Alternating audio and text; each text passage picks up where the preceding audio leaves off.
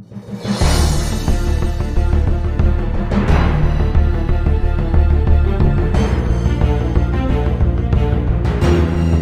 ये सारी ब्लैकमेल इसलिए मुझे कर रहे हैं कि ये चाहते हैं कि मैं किसी तरह नैब को खत्म कर दूं ताकि इनकी चोरी बच जाए। हाफिजाबाद के लोगों, पहले मुझे बताओ, क्या मैं इनको छोड़ दूं?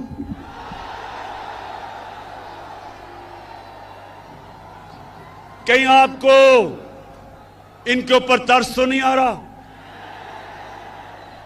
वो जब नवाज शरीफ की शक्ल आपने देखी कि जी बीमार हो गया, वो पता नहीं जिंदा भी रहेगा या नहीं। बड़े लोगों ने मुझे कहा, इमरान खान ये तुम क्या कर रहे हो, बेचारा मर ही ना जाए, पता नहीं जहाज पे भी चढ़ेगा या नहीं। हमारी कैबिनेट में भी एक दो ख्वातीन, उनके भी आंखों में आंसू आ गए इसकी शक्ल देख के। जैसे ही लंदन गया, लंदन की ऐसी हवा लगी कि सारी बीमारियां खत्म हो गई। तो ये जो सब इकट्ठे हैं, मैं इन सारों को आज पैगाम देना चाहता हूं कि देखें, आज तक आपका उन लोगों से मुकाबला था, या वो उनको अपनी कुर्सी की ख्वाहिश थी, या वो आप ही की तरह करप्ट थे। आज आप सबका मुकाबला इमरान खान से है। एक वो इंसान जिसको अल्लाह ने मुकाबला करना सिखाया है। मैं आज आप सबको कह रहा हूं कि आप जो मर्जी कर लें, जितने मर्जी जलसे करने हैं कर लो, लेकिन जब तक आप इस मुल्क का लूटा हुआ पैसा वापस नहीं करेंगे, आपको नहीं छोड़ूंगा।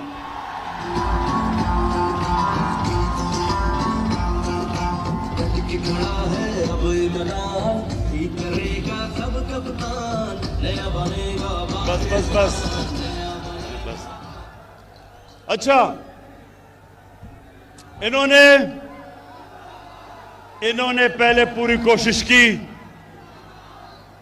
कि माशियत के ऊपर कहा जी माशियत खराब हो गई, इसको निकाल दो। फिर कहे जी महंगाई हो गई। इनके पिछले 10 साल में देखें कितनी दफा महंगाई आज से बहुत ज्यादा थी। फिर कहा जी कि वो कोरोना के अंदर इमरान को नहीं समझ, कि वो जिस तरह नरेंद्र मोदी ने बंद किया था अपना मुल्क, इमरान खान को भी करना चाहिए। अल्लाह अल हक है, अल्लाह का शुक्र अदा करता हूं, उसने हमने कोरोना से भी बचा दिया। फिर इन्होंने एक फैटफ, एक ऐसी चीज है जिसमें पाकिस्तान को इनकी वजह से ग्रे लिस्ट में डाला हुआ है। अगर पाकिस्तान ब्लैक लिस्ट हो जाता है तो हमारे ऊपर सैंक्शंस लग जाती हैं, हमारी माशियत बैठ जाती है।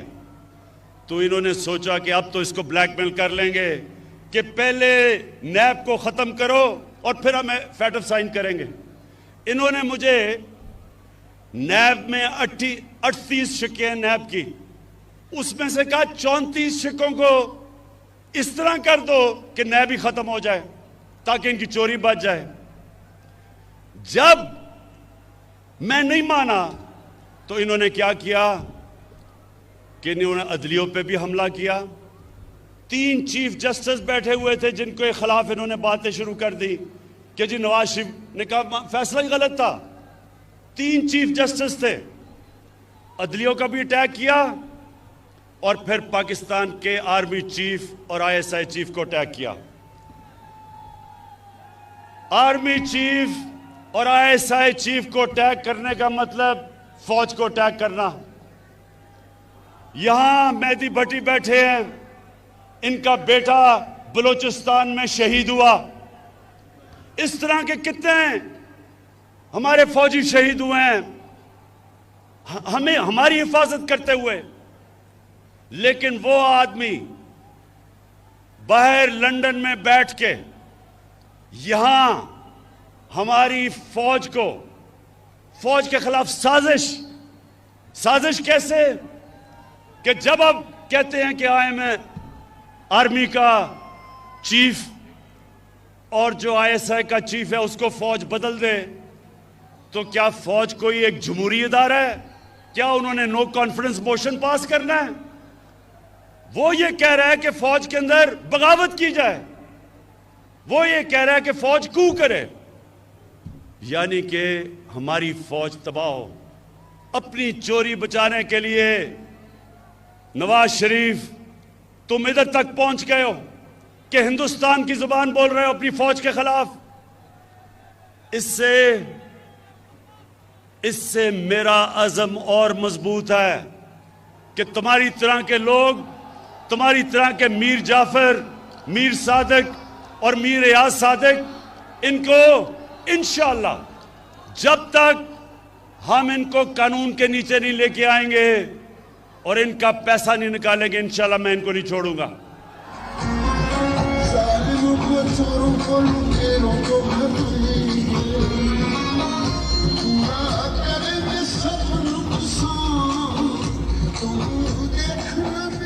अच्छा, और ये जब सर्कस इनकी लगती है उसमें हर किस्म के लोग होते हैं। एक ऐसा आदमी है जो कि कहता है इमरान खान की वजह से इस्लाम को खतरा है। मैं उनको एक पैगाम देना चाहता हूं, और हाफिजाबाद के लोगों आप इसकी गवाही देना। आज तक पाकिस्तान की 73 साल तारीख में, हाँ मैं इसी की बात कर रहा हूं, कि डीजल ये कहता है कि इमरान की वजह से इस्लाम खतरे में है। मेरी वजह से इस्लाम खतरे में नहीं है, आपकी तरह के लोगों की वजह से इस्लाम खतरे में है। मैं आज चैलेंज करता हूं, पाकिस्तान की 73 साल तारीख में किसने आज तक अपने नबी सल्लल्लाहु अलैहि वसल्लम का, उनका जो मौकफ, उनके लिए कौन इस तरह इंटरनेशनल स्टेज पे खड़ा हुआ है मेरे अलावा? चैलेंज करता हूं आपको।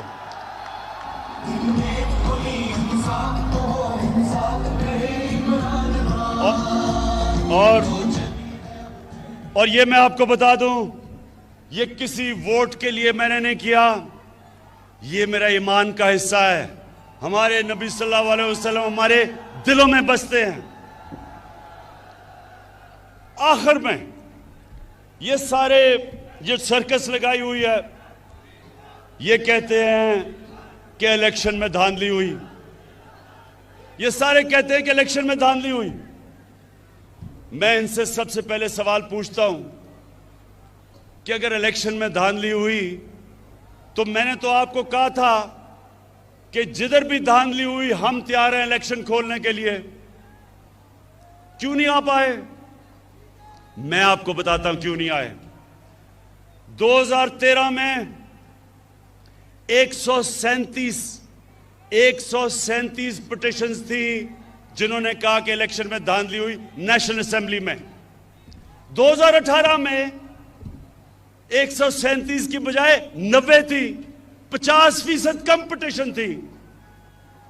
और नून लीग की सिर्फ 11 पिटिशंस थी पंजाब के अंदर, और तहरीक इंसाफ की 14 थी।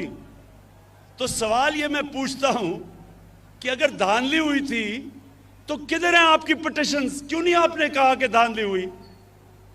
इलेक्शन कमिश्नर आपका, केयर टेकर आपकी, आपने सिलेक्ट किया था केयर टेकर इलेक्शन कमीशन, तो धांधली किसने की फिर? और जब मैंने आपको कहा था हम खोलने के लिए तैयार हैं, क्यों नहीं खोला? नौजवानों एक मेरी बात सुन लें, जब मैं क्रिकेट खेलता था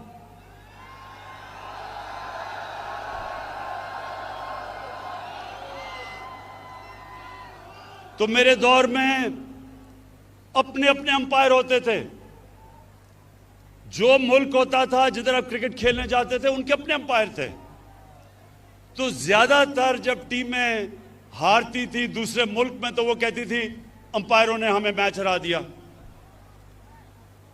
तो मैं वो क्रिकेट की तारीख का 150 साल तारीख में वो पहला कप्तान था जिसने कहा कि न्यूट्रल अंपायर आने चाहिए, यानी कि अपने अंपायर नहीं होने चाहिए, दूसरे मुल्क से अंपायर मंगवाओ ताकि वो न्यूट्रल हो।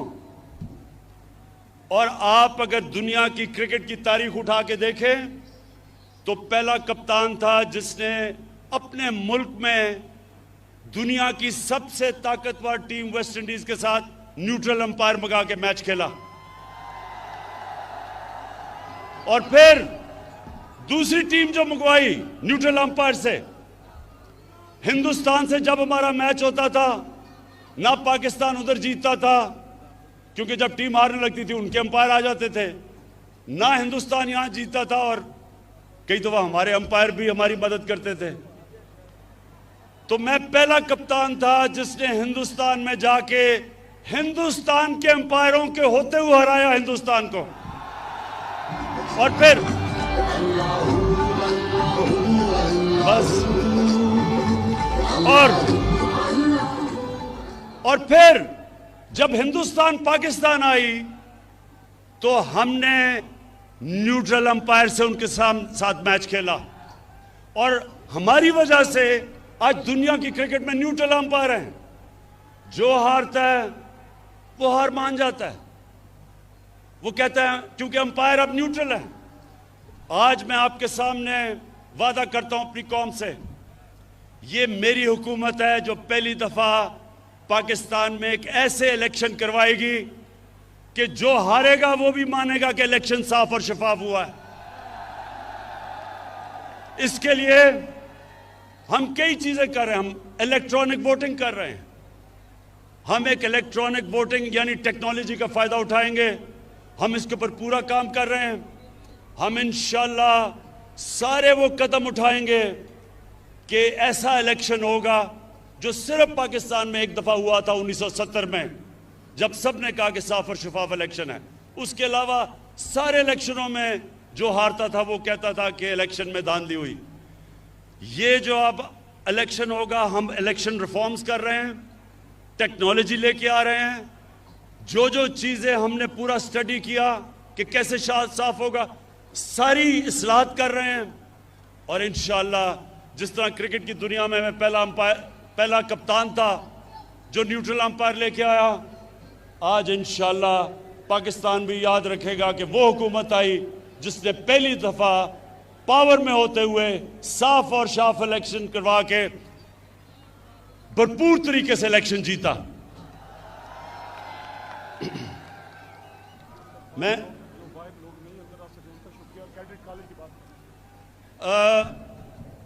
शौकत ने मुझे कहा है कि अभी लोग बहुत बाहर खड़े हैं जो अंदर नहीं आ सके, उनको भी मैं उनका शुक्रिया अदा करता हूं, खुशामदीद कहता हूं उनको। और मैं आखिर में ये फिर कहता हूं कि हमने सारे जो इलाके हमारे पीछे रह गए थे और हाफिजाबाद भी पीछे रह गया था, हम आपके लिए पूरा काम करेंगे।